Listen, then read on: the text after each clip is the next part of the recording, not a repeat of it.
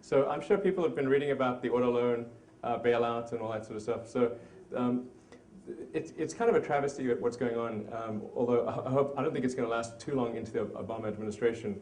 There was a $25 billion loan program that Congress approved to fund the development of energy-efficient vehicles, essentially to wean ourselves off oil. And ironically, the big three then came to Washington and said, no, give us that money for our day-to-day operations building gas guzzlers, which is obviously somewhat of a version of the intent.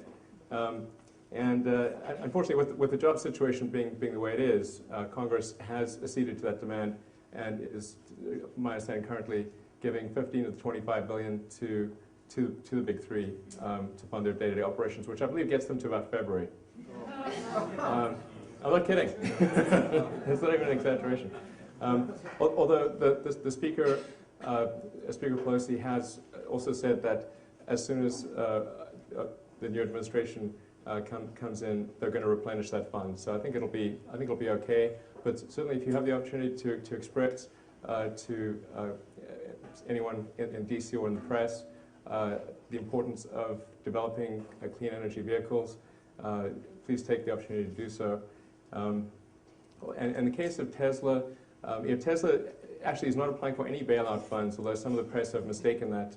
What Tesla's done is applied for funding to develop lower-cost mass-market vehicles, and it's essentially the exact intent of the legislation. And so hopefully there's still some money left over to actually do that after the big three have taken what they will take.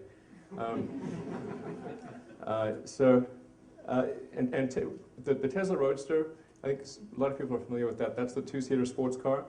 In fact, my car, which is production unit 1, is parked outside.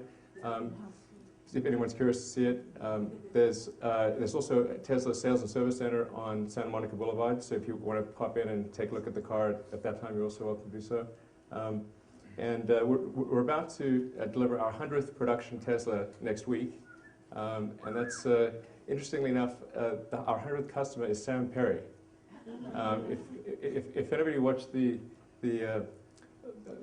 Obama won and Oprah was crying on some guy's shoulder,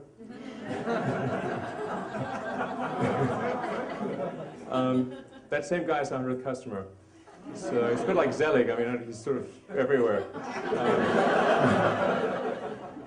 So anyway, he's a really great guy and lives in the Bay Area. He's going to take delivery of his car on Tuesday. So I'm going to hand him the keys personally and thank him for being a customer. So, there's an important point about Tesla, which is whenever somebody buys the Tesla Roadster, even though it's a $100,000, $109,000 sports car and it's kind of a fancy sports car, every penny that Tesla makes goes into development of lower-cost mass-market vehicles. So the company doesn't issue any dividends, nor will it ever.